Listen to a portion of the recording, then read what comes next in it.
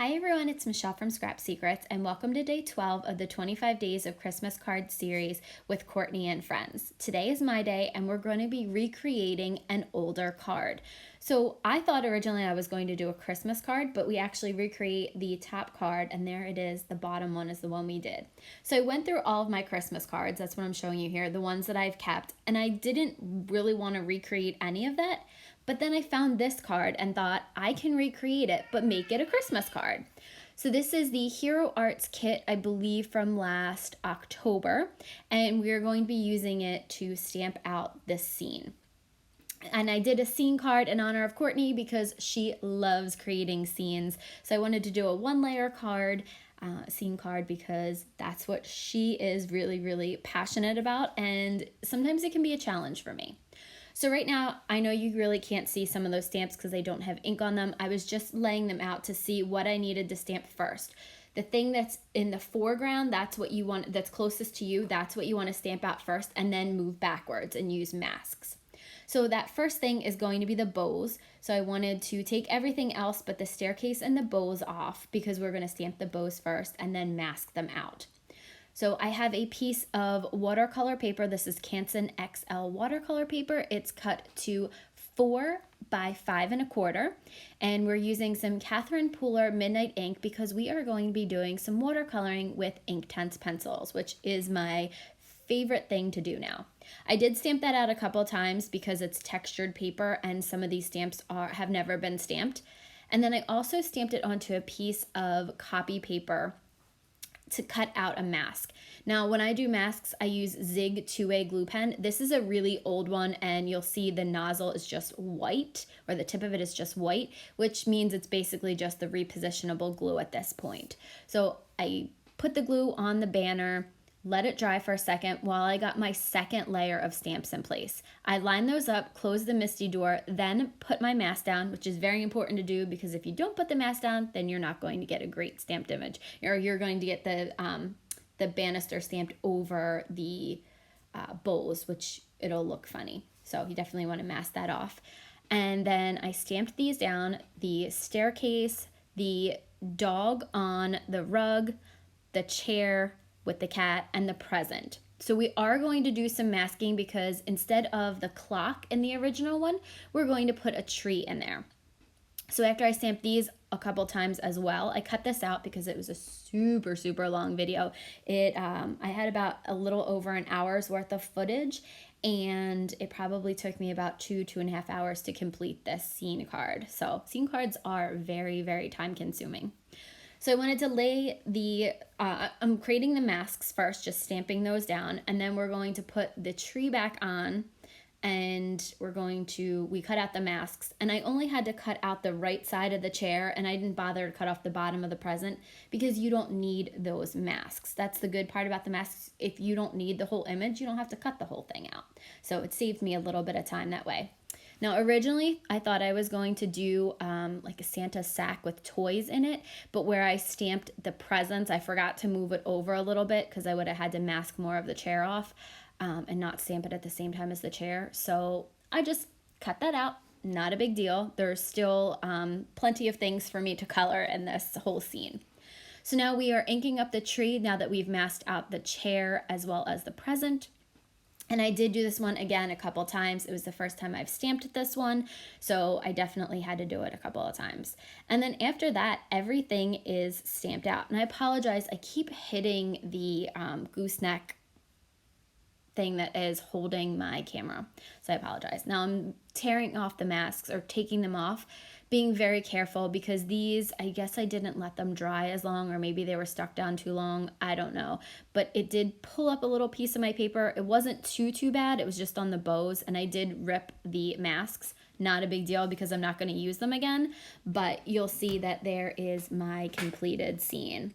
So now I'm taking this random ruler that I found. I don't even know, I think it is it was something, it's a goodie bag guide from We Are Memory Keepers, but it was a straight edge. So I decided to use that to draw in my floor, because in the first one, I drew in a wooden floor.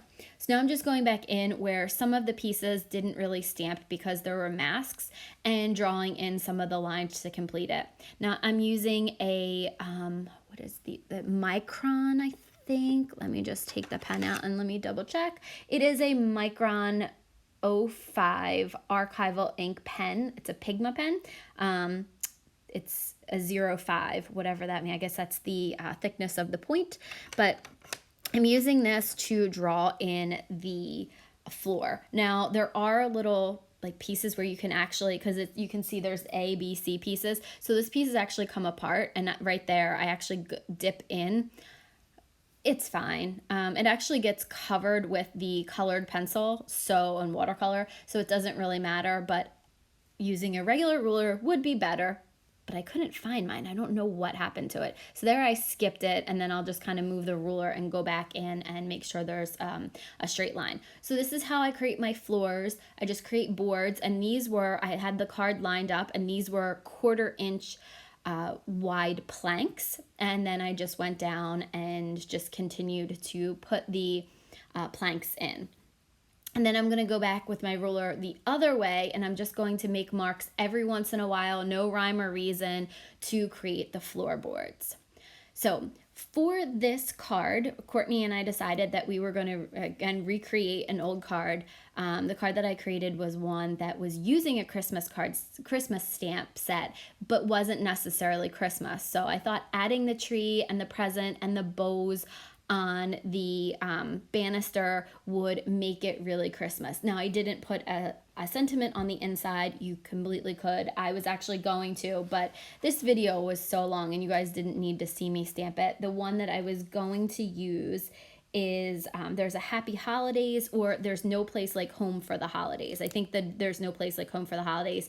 I used that in another card, but I really, really liked it. I think that's a really nice sentiment, especially with what's on the front. So I think that's what I would do. I would stamp it in the Catherine Pooler Midnight ink, and definitely use my Misty, because I'm not great at stamping where getting it right on the first time, like using a stamp block. So I'm just finishing up the floor here, and then we are going to get ready to start coloring. I just wanted to, I have to fill in the rest of the banister, the little knob that's on the top of it.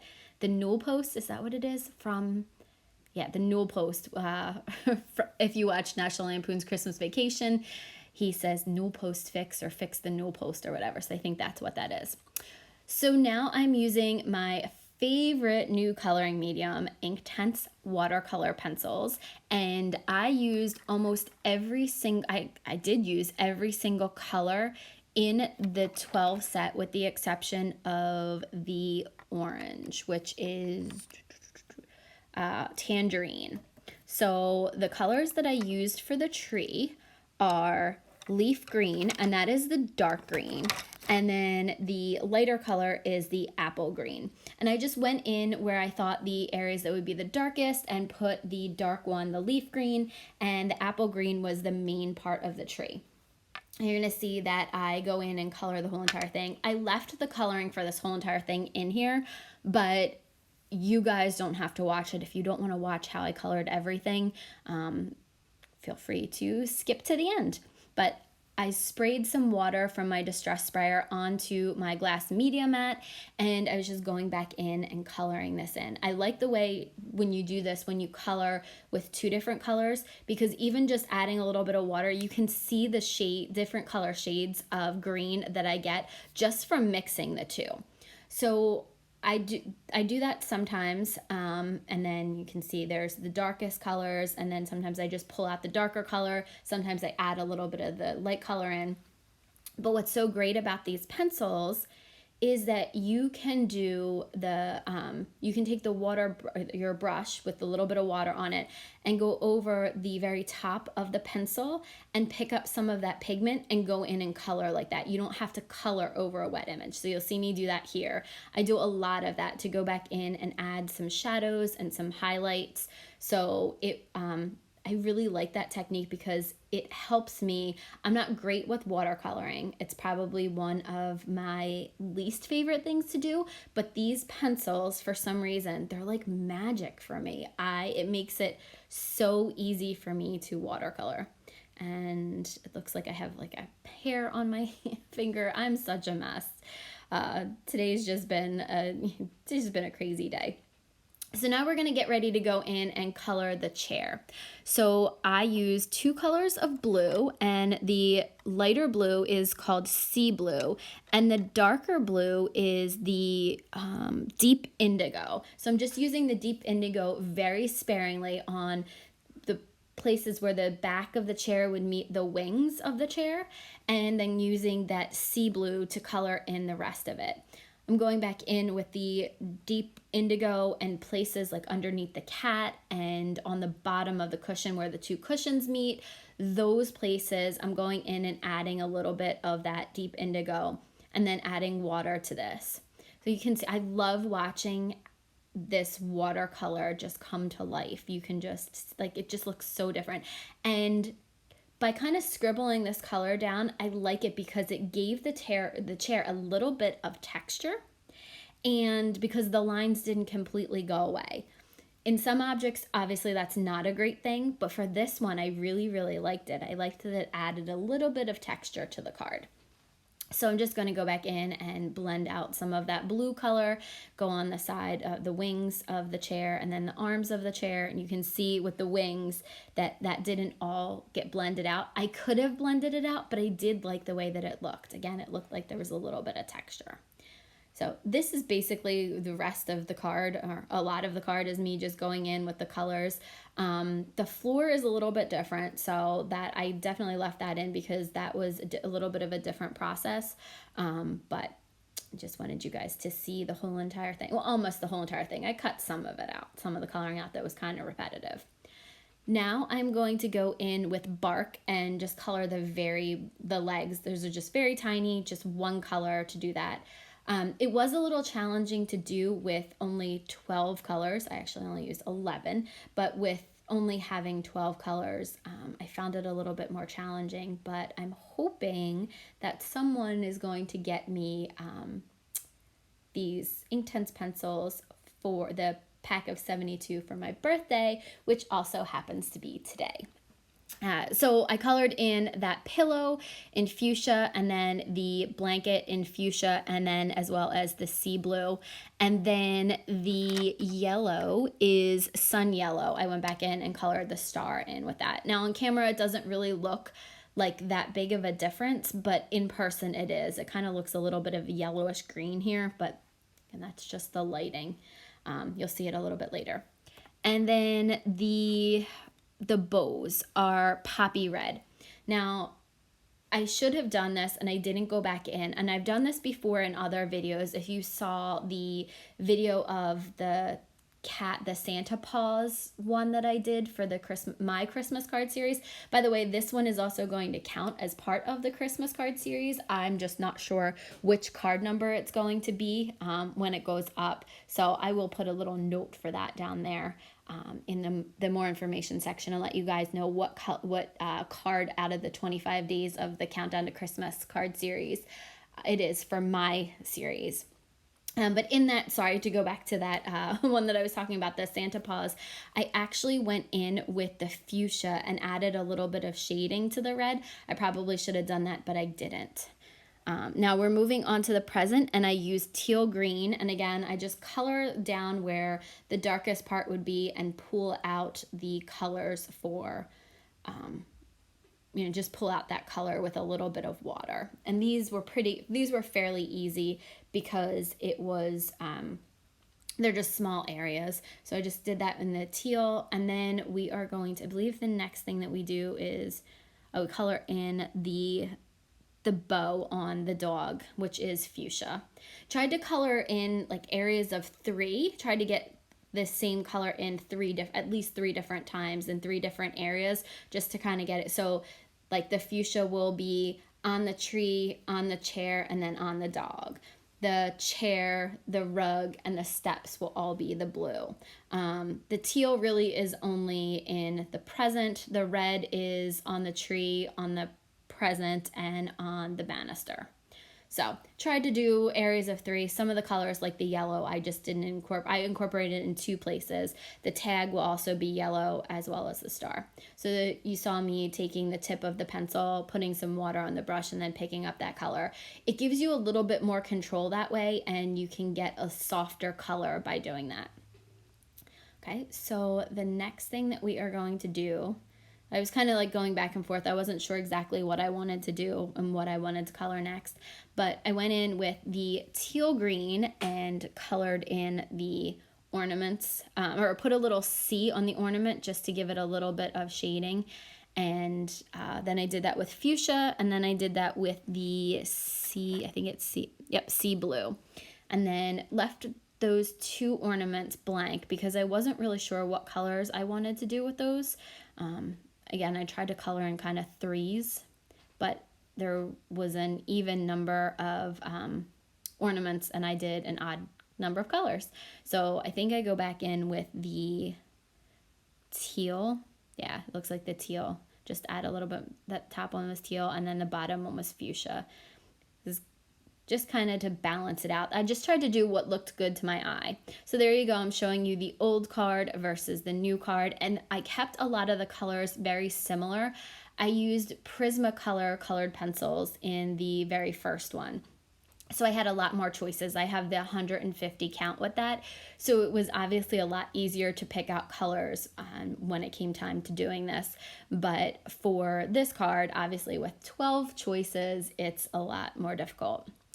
So now I went in to color in the dog, and that is ink black. But I wanted it to be a little bit more of a like black gray color. So I added a little bit more water to my brush. I tried to pull it out. The back of the dog is going to be darker than the face of the dog. Added a little bit of shading. So it's kind of like a blackish brown dog, or blackish gray dog in the long run. But then just went back in and pulled a little bit of that pigment out and tried to add a little bit to it. My aunt when we were little, my aunt had a little poodle dog named Minnie, and that kind of reminded me of her. So I thought that was, I wanted to color the dog like that. And I also colored the cat, and that was, I'm trying to see what color I did with that. I can't remember. Did I do the bark with? I think I did bark on the cat. And then I went in with fuchsia, and then it came out really, really bright, kind of like the pillow, and I wanted it to be more subtle. So I took my water, I put a little bit of water on my brush, went over it, and then picked a little bit of that pigment up with a paper towel. So now what I'm doing is I am taking the bark color, and I'm going underneath some of the planks and some of where the shading is going to be.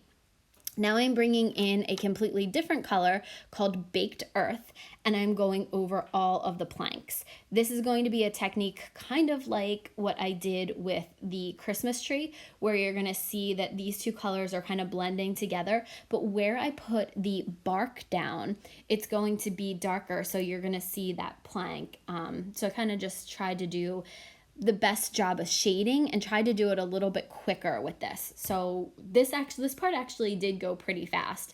And you'll see some of the parts get a little bit too dark. So I went back in with a little bit more water, tried to blend some of that stuff out because I didn't want it to be, because that bark is almost black. If you look at the kitten, you can see it's a very, very dark color. So I went back in with the Baked Earth and did the water to, added water to the paintbrush and went over and then picked up a little bit of that pigment and then went back over in areas, try to blend it a little bit better and make it a little bit lighter. So, and I apologize for every time I take my hand off screen, the light gets really, really bad. I'm still working on the lighting down here.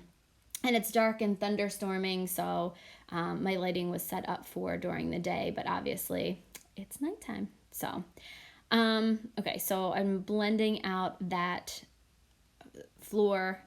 I like the way it looks. You could have done this as a rug. You didn't have to do anything to it, but to finish my scene off, I just thought that a wooden floor would look nice. And this kind of reminds me of my floor in my craft room. I have like 5 or 6 different shades of brown in the whole flooring. So it actually lends itself to this technique pretty well because you don't have to be perfect with it, because there are spots that are going to be darker than others. It's not like upstairs in my second floor, I have real hardwood floors and they're all the exact same color.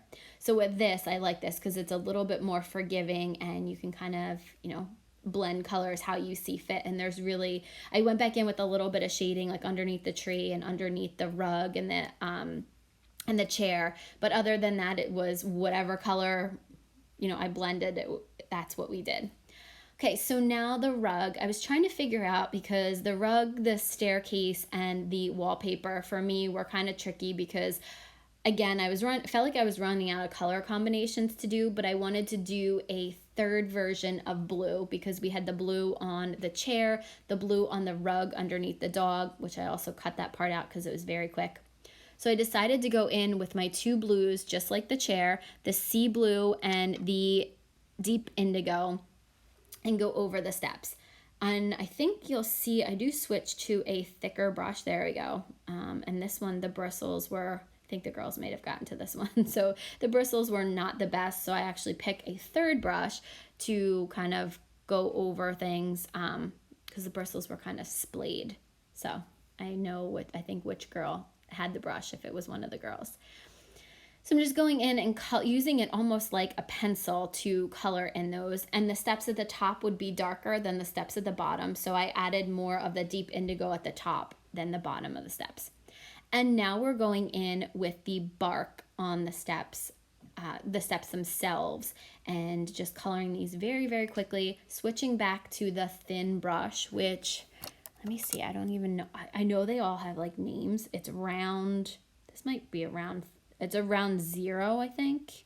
I don't know. I know all the brushes have names and sizes and things, but I have no idea. So I believe it's around 0. I'm coloring in the steps. I wanted it to be a little bit of a differentiation from the floor to the steps, but I wanted it to also kind of go with each other. So since the flooring has a little bit of that dark in there, I figured water down the bark a little bit and it would match. So I think that it did. I'm not exactly sure that it worked, but again, for only having 12 colors, it was a little bit difficult to not overwhelm it with one color.